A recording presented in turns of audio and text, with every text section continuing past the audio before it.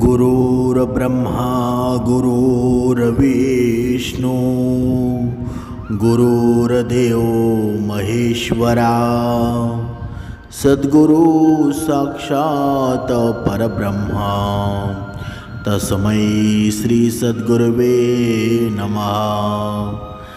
जय जय रघुवीर समर्थ श्रीराम समर्थ।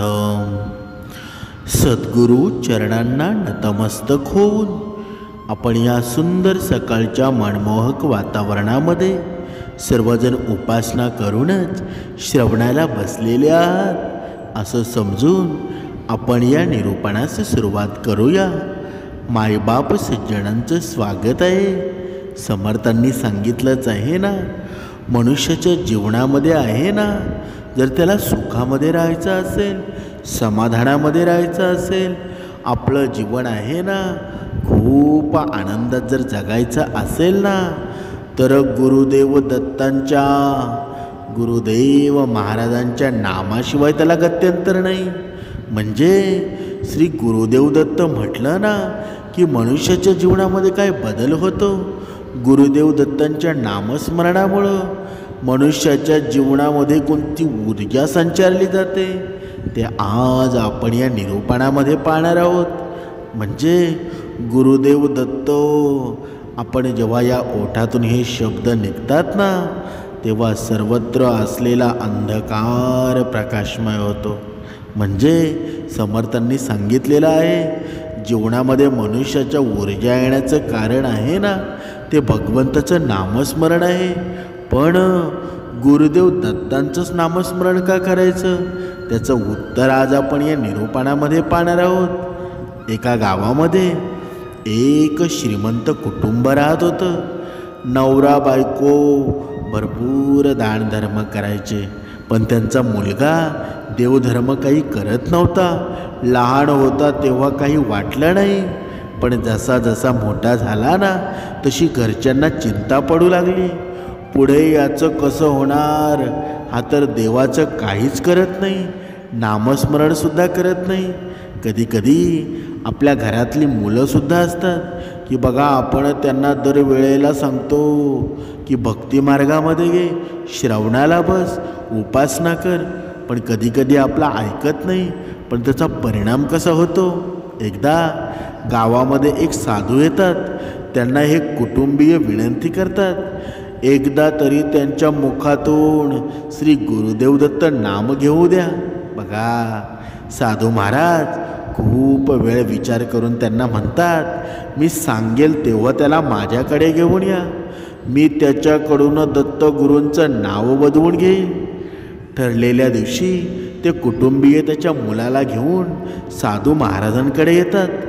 तेव्हा साधू महाराज मुलाला प्रश्न विचारतात, एकदा श्री गुरुदेव दत्त म्हटलं तर काय होईल? मुलगा त्यांना उलट प्रश्न विचारतो, एकदा श्री गुरुदेव दत्त म्हटलं ना तर काय होईल? मुलाच्या तोंडून दत्तगुरूंचं नाव आलं। हे बघून घरच्यांना आनंद होतो आणि ते निघून जातात। काळांतराने वयोमानाने त्या मुलाचं निधन होतं आणि तो यमधर्मापुढे उभा असतो। तेव्हा तो यमाला म्हणतो, तुम्हाला जी काही शिक्षा द्यायची असेल ना ती मला द्या, पण त्याआधी माझ्या प्रश्नांचं उत्तर द्या। यम म्हणतो, विचार काय प्रश्न आहेत ते? मुलगा म्हणू लागला, एकदा श्री गुरुदेव दत्त म्हटलं की काय होतं बरं? बघा, यम म्हणू लागतात, मला दत्तगुरूंबद्दल माहिती आहे, पण एकदा श्री गुरुदेव दत्त म्हटलं की काय होतं ना, हे मला अजिबात सांगता येणार नाही।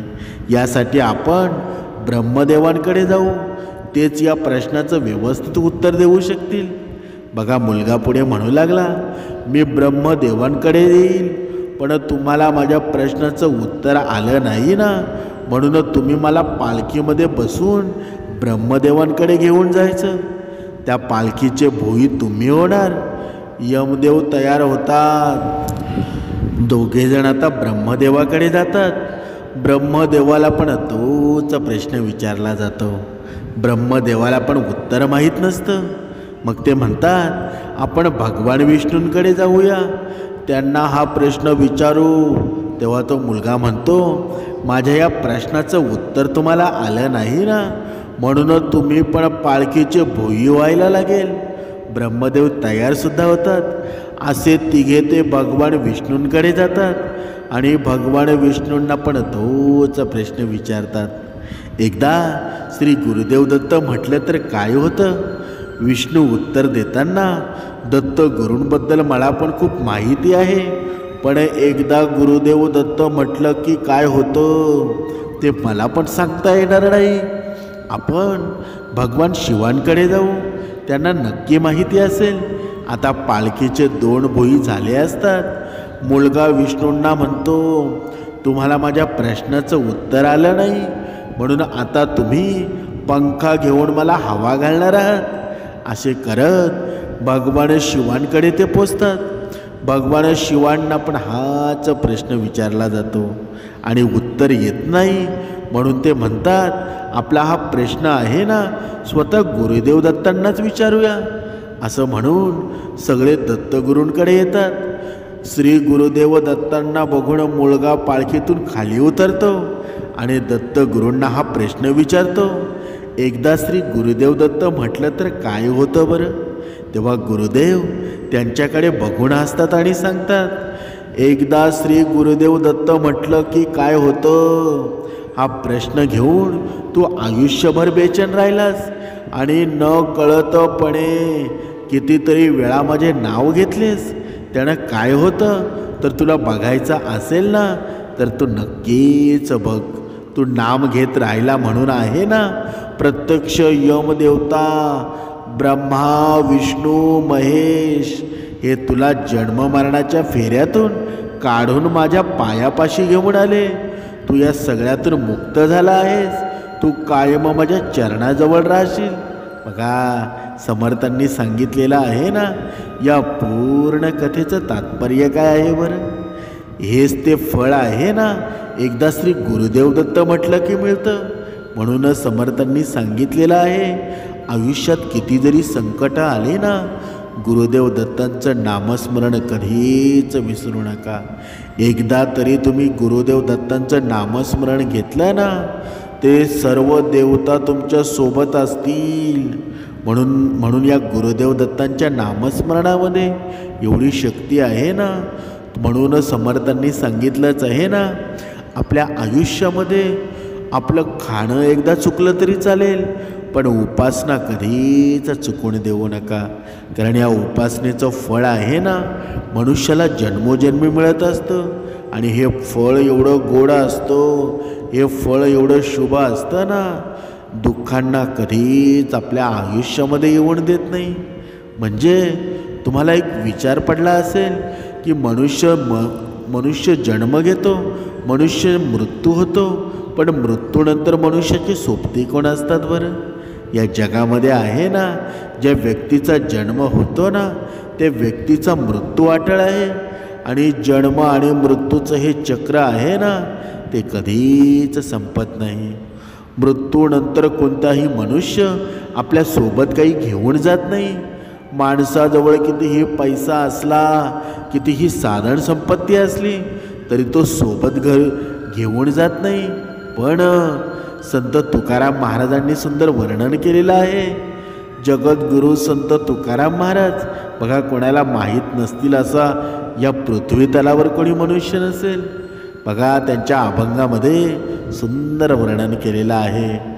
धन मिळवणी कोटी, सवेण येरे लंगोटी, पाणे खाशील उदंड, आती जाशी सुकल्या तोंडे, पळंग नाहाल्या सुपती, शेवटी गोवऱ्या सांगाती. तुका म्हणे राम, एक विसरता श्रम. म्हणजे काय बरं? करोडो रुपये धन मिळवलं तरी शेवटी एक लंगोटीसुद्धा तुझ्या सोबत येणार नाही. उदंड पाणे खाशील, पण शेवटी जाताना तोंड सुकलेलंच असेल ना. सुप्ती म्हणजे झोपायला पलंग, नेहाल्या म्हणजे गाद्य गिरद्या असतील, पण शेवटी गोवऱ्याचं सांगाती असतील. म्हणजे तुकाराम महाराज म्हणतात ना, एक राम जर विसरला ना, तर मग श्रम वाटायला येतील. म्हणजे जीवन आणि मृत्यू आहे याचा आंतरिक नातं आहे, परंतु जीवनापेक्षा मृत्यूचंच भय अधिक असतं ना. म्हणून मृत्यूच्या जाणीवेनं मनुष्याला वाटत असतं की आपल्या प्रिय व्यक्तींपासून आत्मस्वैकींपासून दुरावणार आहोत. ही कल्पनाच असह्य आणि अस्वस्थ करणारी असते. समर्थांनी सांगितलेलं आहे, प्रत्येकाला मृत्यू येणार हे अटळ सत्य असलं तरीही सुद्धा तशी माहिती आहे ना, अनुभव आहे, आणि जाणीव व्हायला जन्मल्यानंतर बराच काळ जावा लागतो. हे सत्य आहे की उमगायला खूप काळ जावा लागतो. आजूबाजूला मृत्यू घडताना आपण पाहत राहतो, तरीही आपण चिरंजीव असल्याचा आभास आहे ना, आपल्याला होत असतो.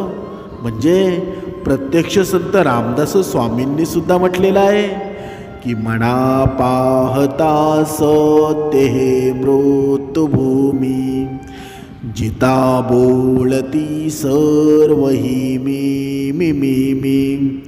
चिरंजीव हे सर्व ही मानिताती, अकस्मात सांडोणिया सर्व जाती, मरे कत्याचा तुझा शोक वाहे, अकस्मात तोही पुढे जात आहे, म्हणून कुडी वासना सांडवेगी, बळे लागला काळ हा पाठी लागी. म्हणजे हा काळ आहे ना, तो काळ तुम्हाला कधीच सोडणार नाही. तुमच्या पाठीमागेच तो लपलेला आहे. जर तुम्ही वासनेमध्ये अडकलात ना, तर तुमच्या जीवनाचा शेवट होणार आहे. म्हणूनच समर्थांनी सांगितलेलं आहे ना, अकस्मात तेही पुढे जात आहे, म्हणून कुडे वासना सांडी वेगी, बळे लागला काळा हा पाठी लागी. मनुष्याच्या जीवनामध्ये दुःख काय कमी आहे का? गरुड पुराणानुसार सांगितलेलं आहे की माणसाच्या मृत्यूनंतर 5 गोष्टी मनुष्याच्या सोबत जातात. ज्या वेळेमध्ये एखाद्या व्यक्तीचा मृत्यू होतो, त्या वेळेमध्ये त्याची यमलोकाची यात्रा सुरू होते, आणि त्या वाटेवरून जाता असताना त्याच्या कर्मफळानुसार त्याच्या जीवनातील 5 वस्तू बरोबर जातात.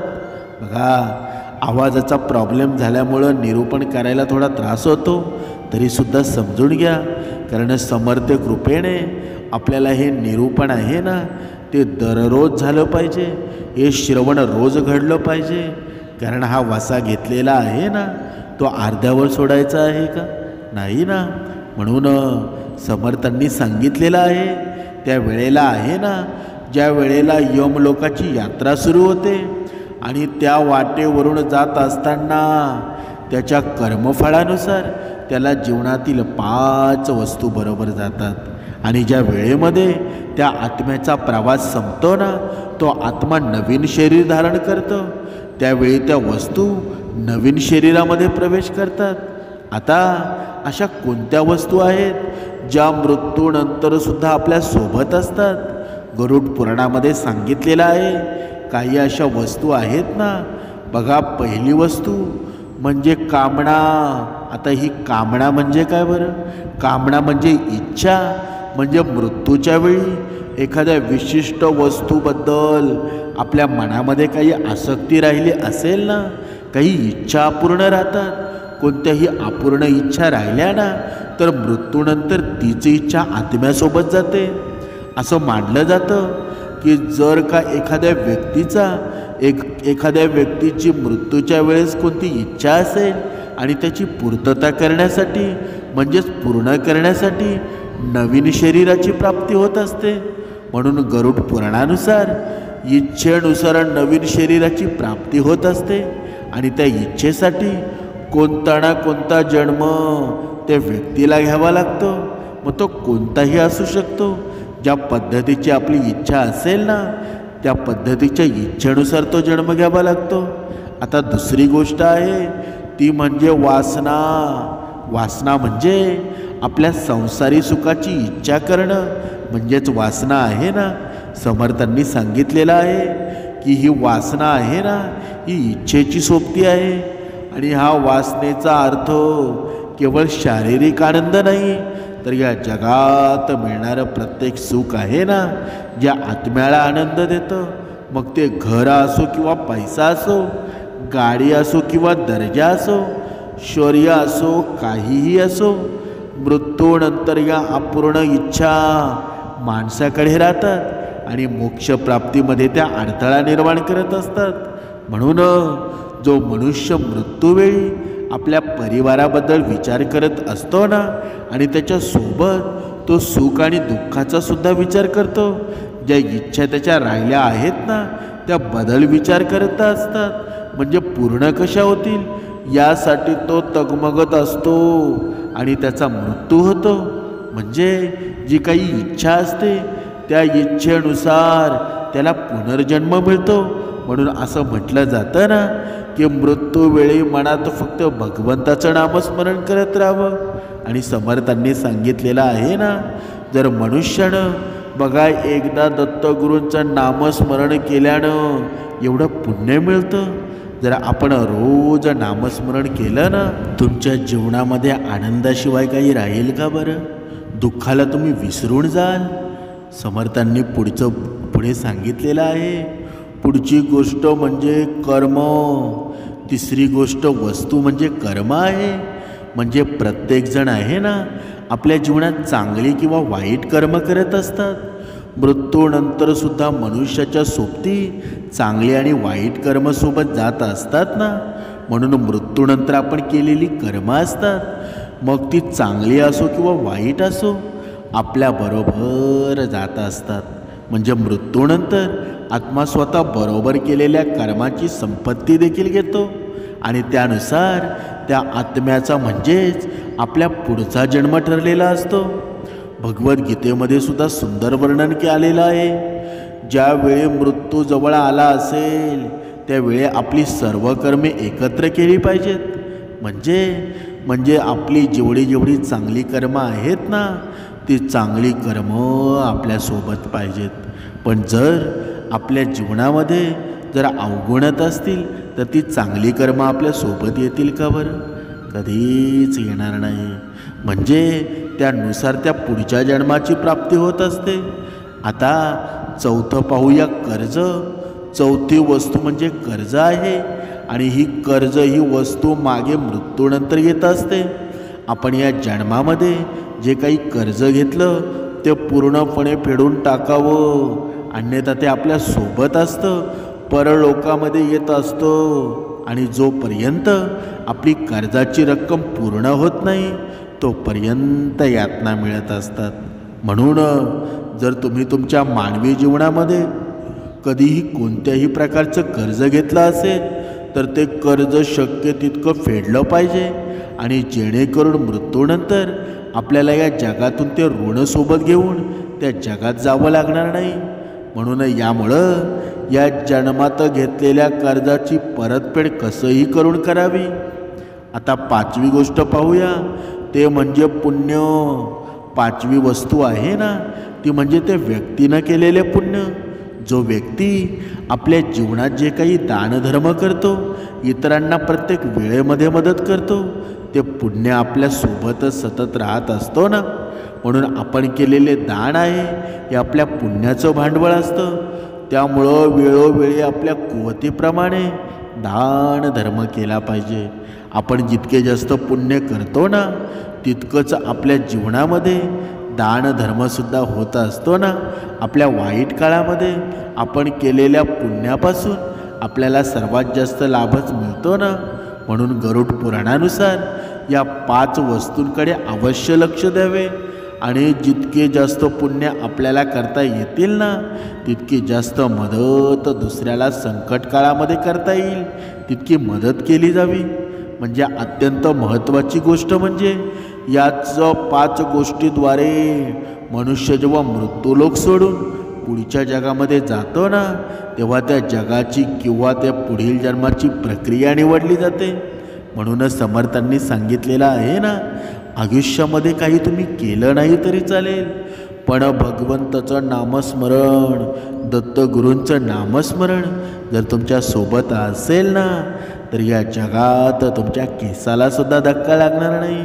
तुमचा हाच जन्म काय, पुढचे हजारो जन्म तुमच्या जीवनामध्ये आनंद राहील, तुमच्या जीवनाचं कल्याणच होऊन जाईल. जय जय रघुवीर समर्थ.